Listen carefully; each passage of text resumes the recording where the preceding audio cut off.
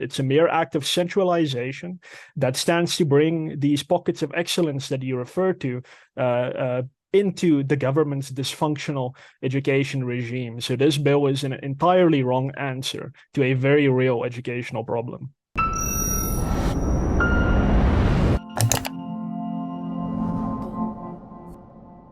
The government is looking to increase its control over the education sector. The Basic Education Laws Amendment Bill, the BELA bill, is now before Parliament.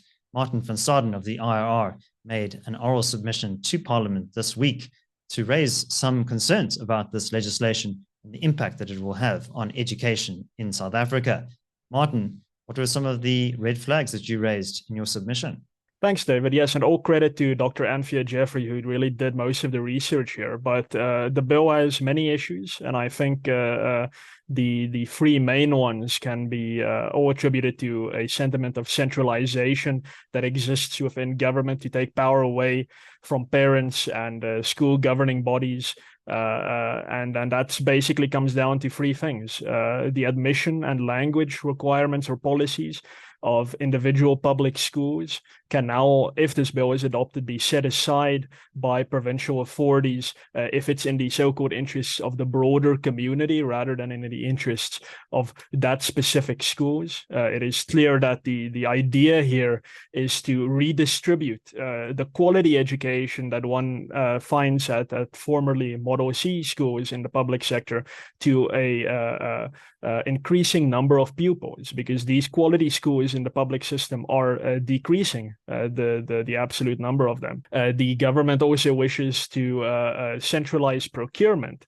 Currently, Model C schools and other schools that have the capacity to do so may apply to provincial education authorities to procure textbooks and materials and so forth themselves. And this is proven remarkably effective. But changes due to be introduced through the bill would allow provincial authorities to centralize this procurement and do it directly for these schools. And we know in South Africa, having read the Zondo reports, and over years have seen how provincial education departments have simply failed to deliver educational materials on time for those schools that they procure for. So this would be then extended to schools that currently do have the capacity to do so themselves. And then finally, David, the homeschooling provisions in the bill make it very difficult and expensive for parents who have opted out of South Africa's dysfunctional public education system to carry on homeschooling their children.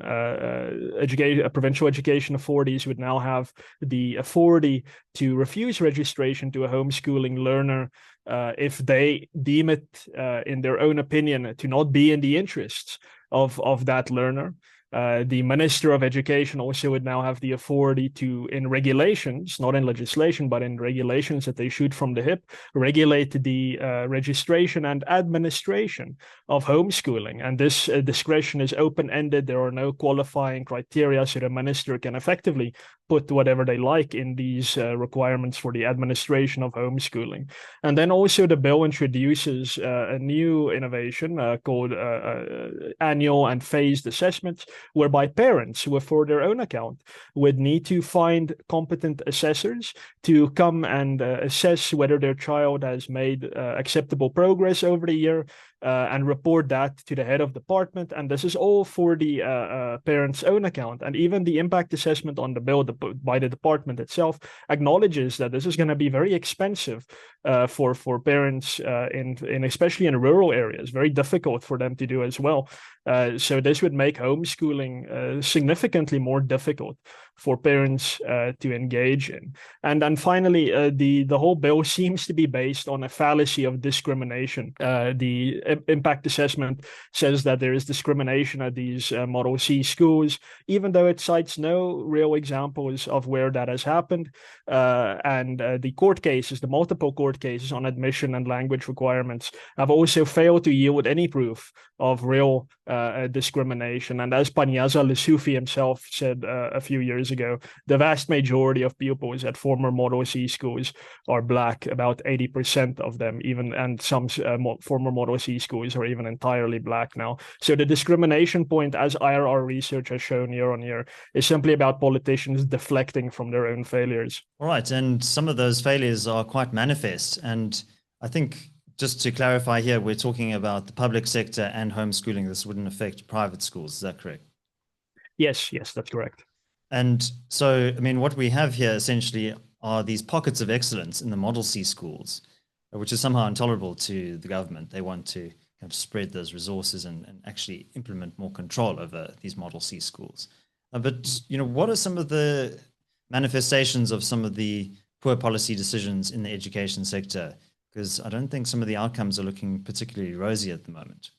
Firstly, it's entirely unjustifiable for South Africa's education system to be in these dire straits. The World Economic Forum ranked South Africa's schooling as among some of the worst in the world. We perform even worse in poorer countries that spend less. We're 9th worst in maths and science, and in the top 30 worst public education systems in general, despite the fact that South Africa spends 6.7% of its GDP on education, and that's more than other developed markets and, of course, emerging markets. So there's no reason, with all of these resources, that the taxpayer goes above and beyond the call of reasonable duty to provide the government for this to happen. The CRA's own research has shown that 3,785 public schools closed between 2000 and 2020, despite the fact that the number of pupils over that period went up from 11.6 million to 12.5 million. Only 48% of the 2010 grade 1 cohort made it to matric. Only 80% of grade 4s, 80% of grade 4s cannot read for meaning, and 60% of grade 5s cannot do simple subtraction. The government's own research in 2018 found that only 5 out of 22 primary school teachers can identify the main idea in a simple paragraph. And of course, as we all know, the 2020-2021 COVID-19 lockdowns were a huge disruption to the schooling timetable, leading to hundreds, probably thousands of hours of lost schooling time. And the bill does not address itself to any of these problems. It does not even act like it's trying to solve any of these problems. It's a mere act of centralization that stands to bring these pockets of excellence that you refer to into the government's dysfunctional education regime. So this bill is an entirely wrong answer to a very real educational problem. So Martin, what would you put forward as an alternative proposal in order to fix some of the problems in education? Yeah, David, very easy. Number one, abandon bad policy ideas like this bill. Shelve it, put it away. Respect the idea of subsidiarity, of decentralization. Parents need to hold the power over their children's education. So the redistributionist sentiment that we see in this bill and in other legislation needs to be abandoned. The power needs to go back to schools that have the capacity to implement a high quality of education, to do their own procurement. And then, of course, very simply, the state needs to stop mismanaging the copious amounts of resources that the taxpayer puts in their hands for public education. This is not difficult. Don't spend 400 million rand on disinfecting a few schools in Gauteng. That is ridiculous. The mismanagement needs to stop. But a very positive solution, David, is the idea of a vouchers-based system whereby the government identifies deserving low-income households and gives them education vouchers. This would put poorer parents, give them the power to decide where to take their children for their education. There is no more feeder zones where parents are forced to put their children in dysfunctional public schools, but rather they get this voucher and they can decide to take their children to high quality public schools, or if they wish, to high quality private schools, or even provide a high quality home education. And this is really the most obvious answer to South Africa's education woes. The government has shown it is incapable of spending taxpayer money on education wisely. So rather give that money to the people who need it most, the people who know the needs of their children best, parents.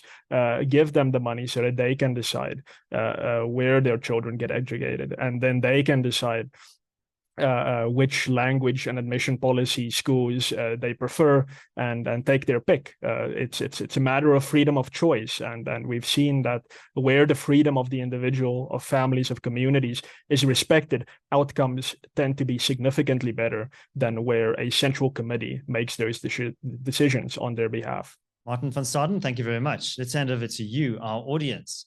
What do you think will be the effect of the BELA bill? Leave your thoughts down in the comment section. Also, if you enjoyed this analysis, you might want to become a client of the CRA. We have a number of exclusive client products and services. There's a link in the description below where you can find out more. My name is David Ansara. This is the CRA. Until next time, take care.